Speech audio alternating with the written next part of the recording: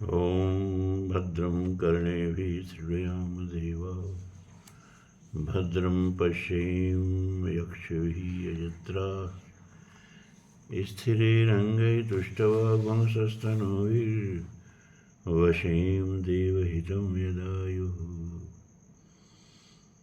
ॐ स्वस्ति नः इन्द्रो वृद्धस्रवाः स्वस्ति नः पूषा विश्ववेदाः स्वस्ति नस्तारक्षो अरष्टिनेमिः स्वस्ति नः बृहस्पतिर्दधातु। ॐ विश्वानि देवशविदुर्दुरितानि पराशु यद्भद्रं तन्न आशु। ॐ शन्नो मित्रः शं वरुणः शन्नो भवतर्यमा शन्नो इन्द्रः बृहस्पतिः शन्नो विष्णुरुक्रमः। नमो ब्रह्मणे नमस्ते वायो त्वमेव प्रत्यक्षं ब्रह्मासि त्वामेव प्रत्यक्षं ब्रह्म वदिष्यामि ऋतं वदिष्यामि सत्यं वदिष्यामि तन्मा अवतु तद्वक्तारम् अवतु अवतु माम् अवतु वक्तारम्। ओम शांति शांति शांति। ओम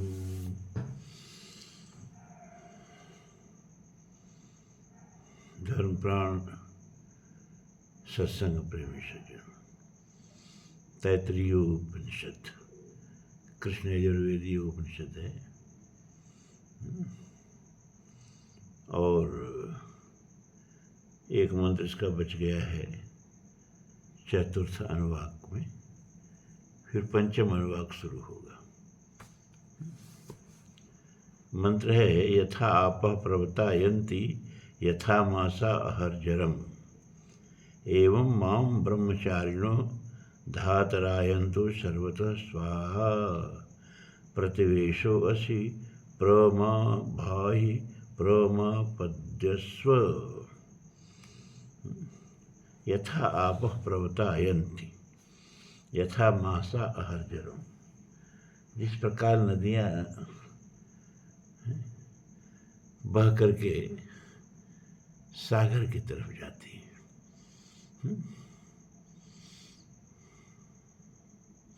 उनके जीवन की एक ही सार्थकता है, किसी तरह वो सागर तक पहुंच जाए।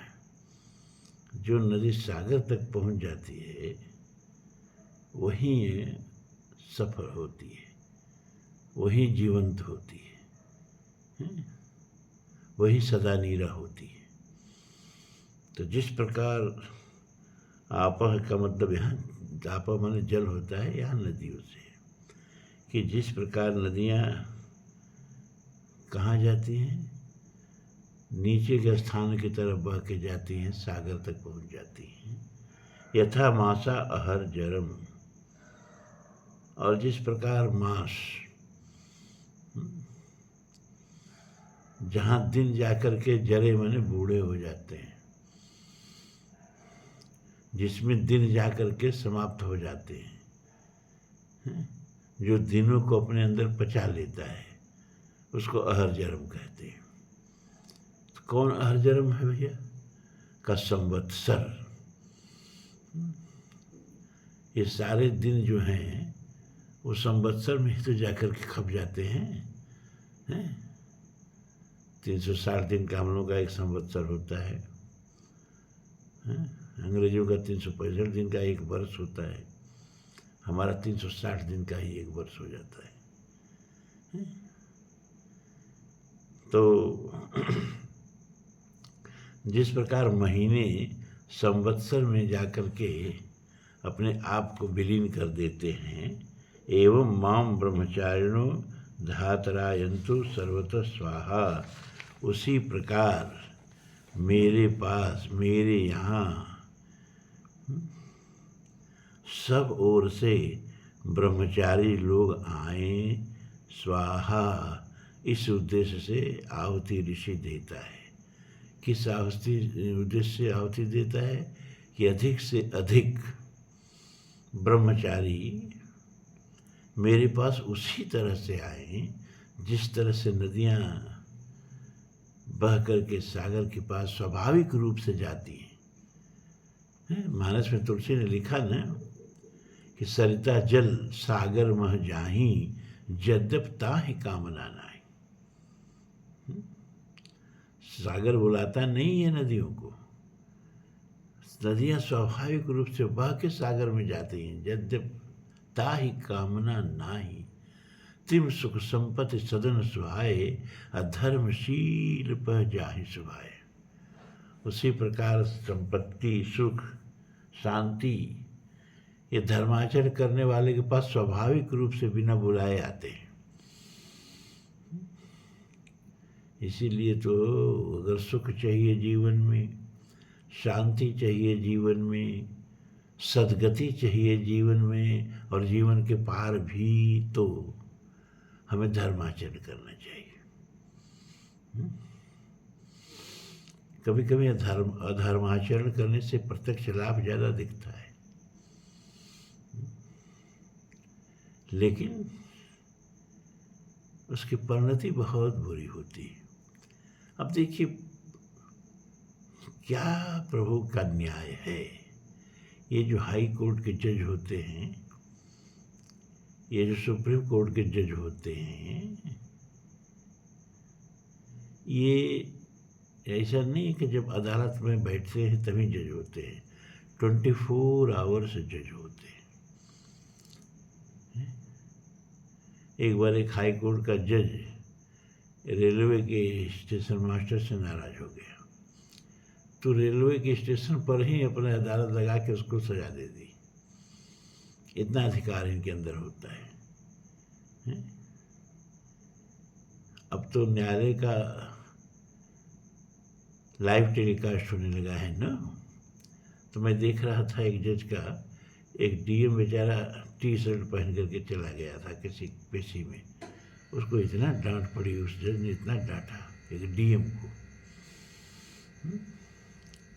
लेकिन जरा ईश्वरी न्याय देखिए, दिल्ली के हाई कोर्ट के एक जज, उनके घर में आग लग गई है? अब आग बुझाने के लिए फायर ब्रिगेड वाले गए, आग तो बुझ गई। ये तो रिसेंट न्यूज है, आज की न्यूज है, लेकिन उनके घर में करोड़ों रुपया मिला। अब लोग त्राही मच गया, नहीं करोड़ों रुपया आया कहाँ से, कितना बेईमानी किया है भाई। तो सुप्रीम कोर्ट ने अपना मुंह छिपाने के लिए और पूरे जजों की इज्जत से बचाने के लिए क्या किया कि दिल्ली हाई कोर्ट से उसका ट्रांसफ़र इलाहाबाद हाई कोर्ट में कर दिया। अब शोर मच रहा है कि वाह, इतना बड़ा चोरी का परिणाम यह होना चाहिए कि उसको खाली ट्रांसफ़र कर दिया जाए। क्योंकि सुप्रीम कोर्ट के जजों को भी हाई कोर्ट के जजों को बर्खास्त करने का अधिकार नहीं होता है। हाई कोर्ट के जज और सुप्रीम कोर्ट के जज केवल एक ही पद्धति से बर्खास्त किए जा सकते हैं, और वह है इम्पीचमेंट, महाभियोग, जो संसद में लगाया जाता है और दोनों संसद के बहुमत से इनको अपराधी ठहराया जाता है और इनको हटाया जाता है। तो जज के घर तो कोई ईडी वाले जाएगी नहीं, कोई सीबीआई वाले जाएंगे नहीं, कोई इनकम टैक्स वाले जाएंगे नहीं। लेकिन भगवान ने कहा कि बहुत चोरी कर लिया, अब इसकी चोरी प्रकट करनी चाहिए। उसके घर में आग लगा दी है, और आग बुझाने में करोड़ों रुपया उसके घर में मिल गया। इसे कहते हैं ईश्वरीय न्याय है। अब बीइंग जज वो कितना अपमानित हो रहा है। तो अधर्म करने में तो अच्छा लगता है, लेकिन कभी न कभी वो अधर्म उठा के ऐसा पटकता है कि संसार में हम मुंह दिखाने लग नहीं रहते हैं। इसीलिए धर्माचरण करना चाहिए। तो ऋषि यह कामना करता है कि जैसे नदियों का जल समुद्र में जाता है, जैसे सारे मांस हरजर माने संवत्सर में अपने को जाके खपा देते हैं, अपने को विलीन कर देते हैं, अपना आश्रय पाते हैं, उसी तरह से चारों तरफ से विद्यार्थी जो हैं मेरे यहाँ पढ़ने के लिए आए, मेरे आश्रम में आश्रय ग्रहण करें, अंतेवासी बने। इस बात के लिए वो आहुति देता है, स्वाहा। प्रतिवेश असि प्रभाय माँ प्रपद्यस्व। और भगवान से प्रार्थना करता है, प्रतिवेश तो सबका विश्राम स्थान है। हमने बताया था ना कि शिव किसको कहते हैं? शेरते यश प्राणिनो स शिव। थक करके जहाँ सारा प्राणी समुदाय, अरे सारा प्राणी समुदाय ही क्यों, ये सारा जड़ चेतन समुदाय, यह जड़ चेतन में विश्व थक करके, क्योंकि नाच रहा है ना, प्राणम यजत सर्वस्व, सब प्राण में, प्राण की ऊर्जा के कंपन में सब नाच रहा है। एक छोटा सा सब एटॉमिक पार्टिकल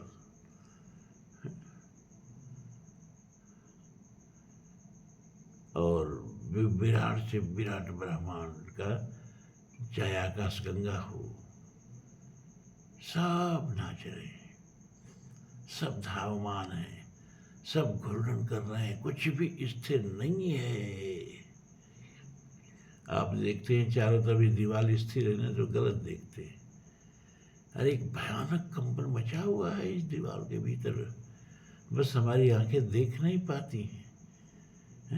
परमाणुओं से बनी हुई है दीवार, और परमाणुओं के भीतर नाचते हुए इलेक्ट्रॉन, प्रोटॉन, न्यूट्रॉन, एक भयानक कंपन मचा हुआ है। आपको लग रहा है कि दीवार शांत खड़ी है, कुछ भी शांत नहीं है। न आप शांत हैं और न जिस विश्व में आप जी रहे हैं वह विश्व शांत है। तो थकेगा ना, जो चीज़ एक्शन में है वह चीज़ थकेगी कि नहीं थकेगी? तो जब ये ब्रह्मांड थक जाता है तो जिसके गोद में जा करके सो करके फिर से नर्तन करने का, फिर से सृजन विसर्जन करने का जो शक्ति प्राप्त करता है, ऊर्जा प्राप्त करता है, उस आश्रय स्थल को भगवान शिव कहते हैं, उस आश्रय स्थल को परमात्मा कहते हैं। तो प्रतिवेश ही परमात्मा तो सबका आश्रय स्थल है। तो मेरे लिए अपने को प्रकाशित कर प्रभु। हमारे पास उतनी शक्ति नहीं है कि हम आपको प्रकाशित कर लें। आप कृपा करके अपने को हमारे ऊपर प्रकाशित करिए, हमारे ऊपर प्रकट करिए। सोई जाने जही देहु जनाई, जानत तुम्हें तुम्हें हो जाई। यही भाव यहाँ व्यक्त किया जा रहा है।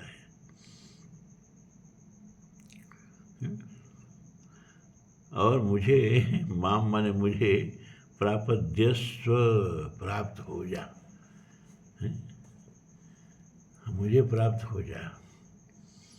बुद्ध के पास अब इतनी औकात नहीं है कि समुद्र तक जाए, तो बुद्ध प्रार्थना कर रही है, हे समुद्र तुम आ और मुझे अपने में समा ले, ताकि मैं भी समुद्र हो जाऊं। तो ईश्वर से प्रार्थना कर रहा है ऋषि कि वो सबका आश्रय स्थल है। हे परमात्मन, तो मेरी पर कृपा कर और मुझे भी प्राप्त हो जा।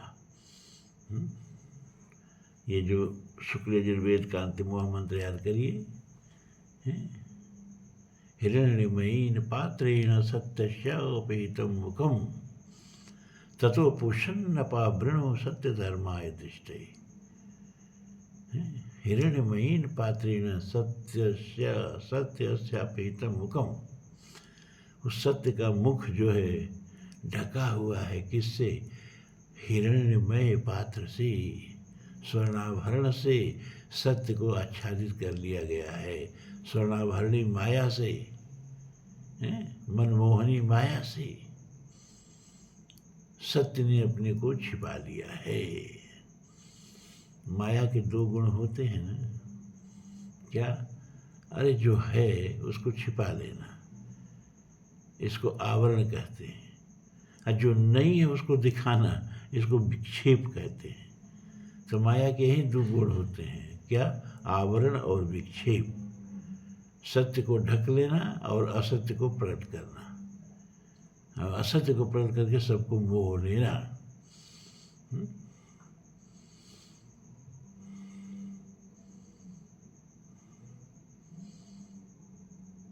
मानस में लिखा तुलसी ने ना, देखी माया सब विध गाढ़ी, अति सभीत जोहरे कर ठाड़ी।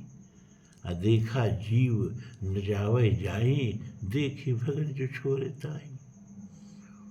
ते ऋषि प्रार्थना कर रहा है कि प्रभु आप अपने को मुझ पर प्रकट कर दीजिए, मेरे अंदर वह सामर्थ्य नहीं है जो मैं आपको प्रभाषित कर सकूं, आप अपने को स्वयं मेरे लिए प्रभाषित कर दीजिए। इस तरह चौथा अनुवाक खत्म हुआ। अब पंचम अनुवाक शुरू हो रहा है। पहला मंत्र देखिए इसका, भूर्भुवः शुवरिति वा एतस्तिस्रो व्याहृतः तासां हस्तस्मैतां चतुर्थी महाचमस्य प्रवेदयते। मह इति तद्ब्रह्म स आत्मा अंगान्यन्या देवताः भूरिति वा अयं लोकः भुवः इत्यन्तरिक्षं सुवरित्यसौ लोकः मह इत्यादित्यः आदित्येन वाव सर्वे लोका महीयन्ते।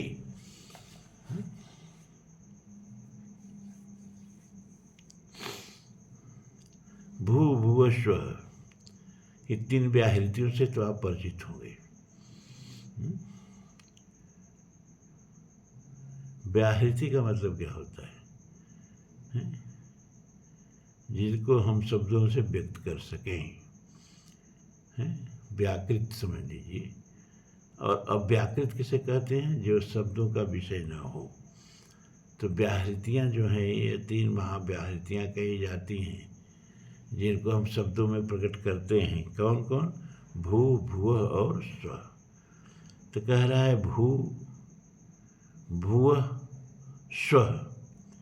इस प्रकार ये प्रसिद्ध तीन व्याहृतियाँ हैं। गायत्री मंत्र में ये तीनों व्याहृतियाँ लगती हैं। ओम भूर्भुवः स्वः, ये गायत्री मंत्र नहीं है, ये तीन व्याहृतियाँ। जैसे किसी का नाम लेना है, जैसे राष्ट्रपति का नाम लेना है तो महामहिम ये लगाते हैं ना, राष्ट्रपति की गरिमा के हिसाब से। उसी तरह से गायत्री मंत्र की एक गरिमा है, ये खाली ओम लगाने से काम नहीं चलता है।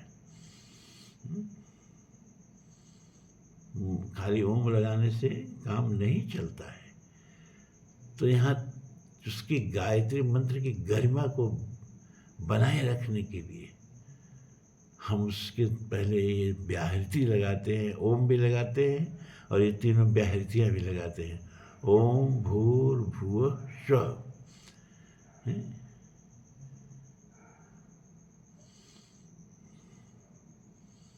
जैसे राष्ट्रपति का नाम क्या है? द्रौपदी मुर्मू। तो हम द्रौपदी मुर्मू नहीं कहेंगे, महामहिम द्रौपदी मुर्मू बोलने का ये तरीका है। लेकिन द्रौपदी का नाम महामहिम नहीं हो गया। महामहिम नाम तो हम उनकी गरिमा के हिसाब से जोड़े हैं, नाम हुआ उनका द्रौपदी मुर्मू। उसी तरह से तीन व्याहृति लगा दिया, ओम भूर्भुवः स्वः। लेकिन गायत्री मंत्र नहीं है, ये गायत्री मंत्र की गरिमा है। मंत्र अब यहाँ शुरू होता है, तत्सवितुर्वरेण्यम एक पद, भर्गो देवस्य धीमहि दूसरा पद, धियो यो नः प्रचोदयात् त्रिपदा। गायत्री को त्रिपदा कहते हैं। त्रिपदा यही है। तत्सवितुर्वरेण्यम, वरेण्यम लिखा जाएगा, लिखा होगा वरेण्यम। एक मात्रा का लोप हो जाता है गायत्री मंत्र में ही, तो उस मात्रा को पूर्ण करने के लिए वरेण्यम की जगह वरेण्यम पढ़ते हैं। ओम भूर्भुवः स्वः तत्सवितुर्वरेण्यम भर्गो देवस्य धीमहि धियो यो न प्रचोदयात्। 24 अक्षर त्रिपदा। और ओम भूर्भुवः स्वः यह महाव्याहृति है जो गायत्री मंत्र की गरिमा के लिए हम लगाते हैं। अभी ये जो व्याहृति है इसकी गरिमा क्या है, इसकी महिमा क्या है, यह इस मंत्र में बता रहा है ऋषि कि 3 व्याहृतियां हैं। क्या? भू भुव स्व। उन तीनों के अपेक्षा से चतुर्थी व्याहृति है म है। भू भुव स्व मह जन तप सत्यम। ये 7 लोग होते हैं ना, भू भुव स्व मह जन तप सत्यम। तो इसमें भू भुव स्व मह यही चारों का वर्णन कर रहा है? कह रहा है कि चौथी व्याहृति होती है म। इसको महाचमस ऋषि के सुपुत्र महाचमस्य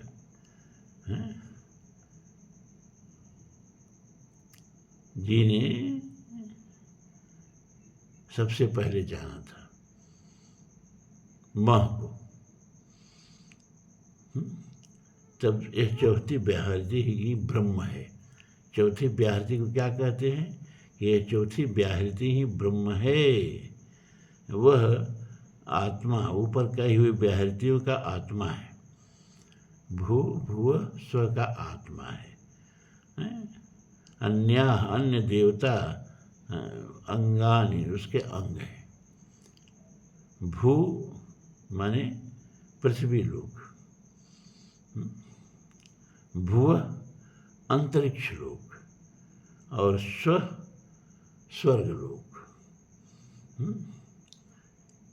के रूप में जानी जाती है। भू माने खाली ये पृथ्वी नहीं है, यह पृथ्वी नहीं, बल्कि जितनी ब्रह्मांड में पृथ्वियाँ हैं अपने अपने तारों का चक्कर उसी तरह लगा रही हैं जैसे हमारे यहाँ सूरज के 8 ग्रह हैं। पहले 9 ग्रह माने जाते थे सूरज के, प्लूटो को लेके, यम को लेके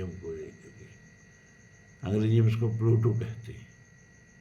लेकिन बाद में वैज्ञानिकों ने, हमको लग रहा है 2012 के आसपास, उसको क्षुद्र ग्रह में डाल दिया, यानी ग्रह के दर्जा से नीचे गिरा दिया।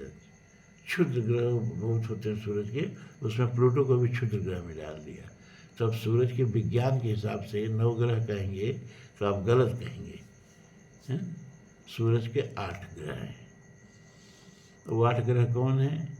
सबसे नज़दीक बुध है, उसके बाद शुक्र है, उसके बाद पृथ्वी है, उसके बाद मंगल है, उसके बाद एक ग्रह जो है ना वो किसी वजह से कभी चूर्ण हो गया और उस हजारों नहीं लाखों छोटे छोटे टुकड़ों में बट के और सूरज के चारों तरफ चक्कर लगाता है मंगल ग्रह के बाद। उसको एस्टेरॉयड बेल्ट कहते हैं। उसके बाद बृहस्पति ग्रह है जो पृथ्वी से 1200 गुना बड़ा है। उसके बाद शनि ग्रह है, यह भी पृथ्वी से बहुत बड़ा है। अरुण यह भी पृथ्वी से बड़ा है। वरुण यह भी पृथ्वी से बड़ा है। और बेचारा प्लूटो को तो ग्रह से श्रेणी से निकाल बाहर कर दिया गया।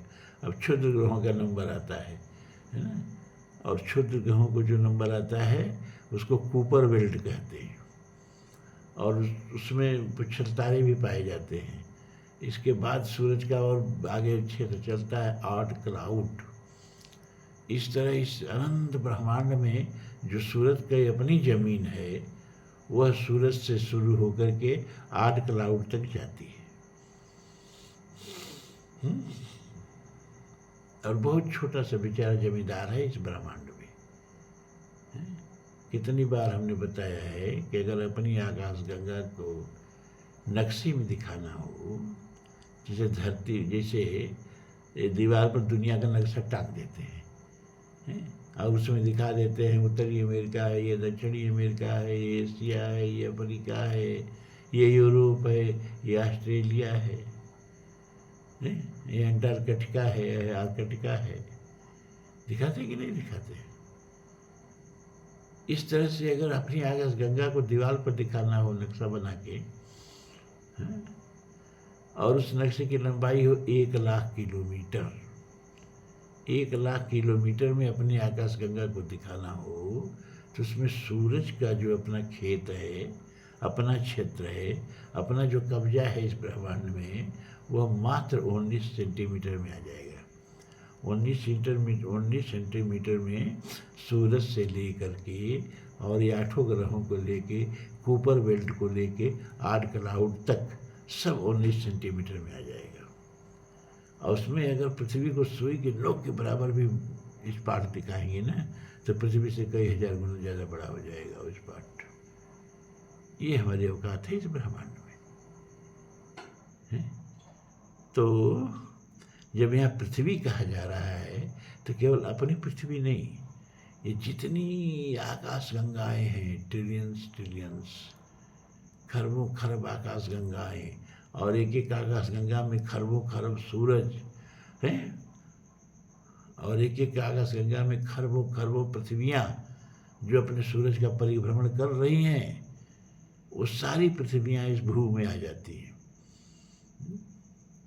जितना आप ऐसे समझिए, जितना पदार्थमय जगत है, खाली पृथ्वियाँ ही नहीं, मैटर से बने हुए जितना विश्व है, सब भ्रू में आ जाता है। मैटर से बना हुआ जितना विश्व है। इसके बाद सूक्ष्म मैटर का नंबर आता है, जिसको अंतरिक्ष कहते हैं, उसको भुवः कहा है। और जो मैटर से बना ही नहीं है, जो शुद्ध अपने चिन्मय स्वरूप में है, उसको स्व कहा है। बात समझिए, विज्ञान भी कहता है कि जितना मैटर से बना हुआ विश्व है, वह पूरे अपने एग्जिस्टेंस का, पूरे अस्तित्व का, अब अस्तित्व कहने से आपके मन में क्या धारणा आती है हम नहीं समझ पा रहे हैं? जो जड़ है, चेतन है, जो व्यक्त है या व्यक्त है, सबको मिला के अगर एक शब्द हम बोलेंगे तो बोलेंगे एग्जिस्टेंस, अस्तित्व। उस अस्तित्व का केवल 5% ये सारी आकाश गंगाएं, सारे सूर्य, सारे सितारे, सारी पृथ्वियाँ, ये केवल 5% हैं। और करीब करीब 27-28% जो है वह डार्क मैटर है।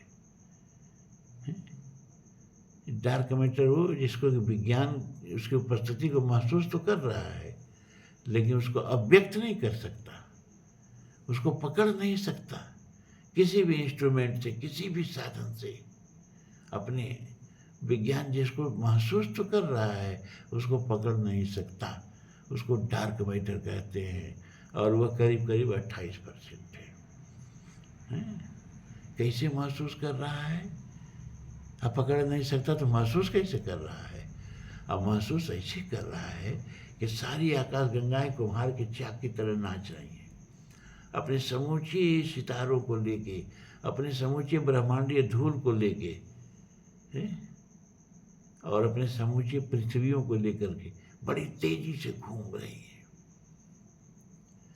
तो एक ढेला को, पत्थर के टुकड़ी को रस्सी में बांध के अपने चारों तरफ घुमाइए, और घूमने का वेग जब बहुत ज़्यादा हो जाएगा तो वह रस्सी टुला के पत्थर फेंक जाएगा।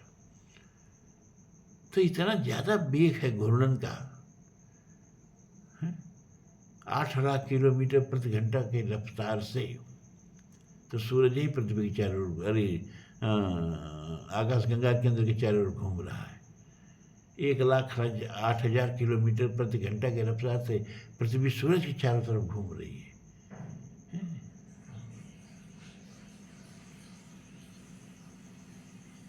तो जितना वेग से आकाश गंगा नाच रही है, ये जितने इसके सितारे हैं, अरबों अरबों, सूरज,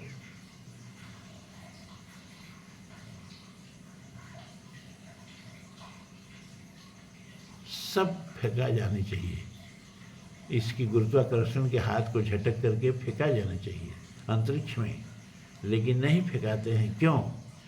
तब वैज्ञानिकों को समझ में आया व्हाट इज द मैटर, बात क्या है, कौन सी चीज़ है जो बांधे हुए आकाशगंगाओं को बिखरने से रोक रही है। तो गणित के आधार पर उसने सिद्ध किया कि यह डार्क मैटर है जो आकाशगंगाओं को बिखरने से, छितराने से, इस ब्रह्मांड में खो जाने से पकड़े हुए हैं। और यह ब्रह्मांड फैल रहा है, प्रकाश की गति से ज़्यादा तेज से फैल रहा है। 93 अरब प्रकाश वर्ष का तो हमको ज्ञात ब्रह्मांड मालूम है, और उसके बाद अज्ञात ब्रह्मांड कितना है, वहाँ तक का प्रकाश हमारे पास आया नहीं, हम कैसे जाने, और कभी आएगा भी नहीं। क्यों? क्योंकि प्रकाश के वेग से भी तेजी से ब्रह्मांड फैल रहा है।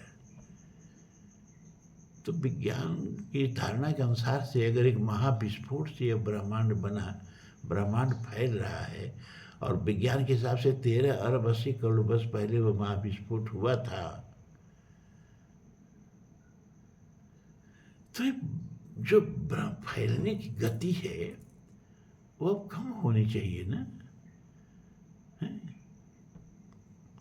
ये जो अपकेंद्रित बल है जो ब्रह्मांड को फैला रहा है 13 अरब 80 करोड़ वर्ष से, तो इसको कम होना चाहिए, लेकिन और बढ़ रहा है, एक्सेलरेट हो रहा है और बढ़ रहा है, और तेजी से फैलने की गति बढ़ती जा रही है। पहले तो विज्ञान के समझ में नहीं आया कि हाउ इज इट पॉसिबल, संभव कैसे है भैया, सेंट्रीपिटल फोर्स कहाँ गया, अपकेंद्रित बल के बराबर अपकेंद्रित बल लगना चाहिए और फैलने की गति कम होना चाहिए धीरे धीरे। तो ब्रह्मांड फैलता ही जा रहा है।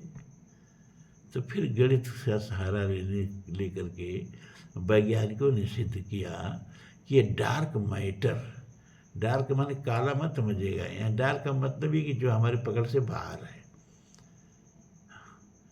इसलिए डार्क शब्द आया है। तो कहा कि यह डार्क एनर्जी है। डार्क मैटर 28%, बकिया 5% तो सब मैटर है, और बकिया जो बचा 28 5 33 हो गया, बचा 67%। 67% इस ब्रह्मांड की डार्क एनर्जी है। तो अस्तित्व जब कहा जाएगा तो अस्तित्व का मतलब होगा कि matter 5% plus dark matter 28% plus dark energy 67% सब मिला के अस्तित्व बनता है। तो ये पृथ्वी लोक भू है, और अंतरिक्ष लोक सूक्ष्म परमाणु जगत जो है, जो स्थूल द्रव्य से नहीं बना है, जो विज्ञान की पकड़ में नहीं आया है, उसको पितृलोक या अंतरिक्ष लोक कह रहे हैं। और जो मैटर से बना ही नहीं है, शुद्ध अपने चिन्मय स्वरूप से बना है, उसको स्वर्ग लोक कह रहा है। और जो सबका सार है, जहाँ से यह भू पैदा होता है, भूह पैदा होता है, स्व पैदा होता है। आगे इसी में आएगा, ये तो वायुमान भूतान जायन्ते, इसी तैत्तिरीय उपनिषद का मंत्र है, आगे आएगा। इन जायतान जीवन्ति यत् प्रयंत विषम विशंति तत् विजिज्ञासस्व तत् ब्रह्मीति। मुँह सूख रहा है ना, 8 टाइम पर ये बन रहा है, इस समय 12:30 बज रहे हैं। आज चला गया हॉस्पिटल, कुछ महामना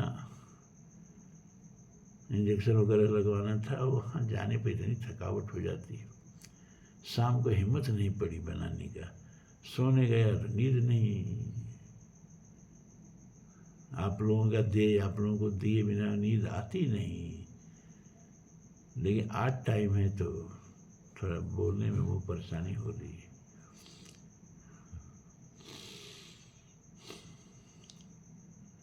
तो बता रहा है कि यह मह जो है यही सूर्य है, और यही सभी लोगों को महिमान्वित करते हैं। तो भू भुव स्व, भू माने पृथ्वी लोक, भुव माने अंतरिक्ष लोक, स्व माने स्वर्ग लोक, और मह माने यहाँ सूर्य जो है ना वो परमात्मा का प्रतीक है। ये अपना वाला सूर्य में समझ लीजिएगा।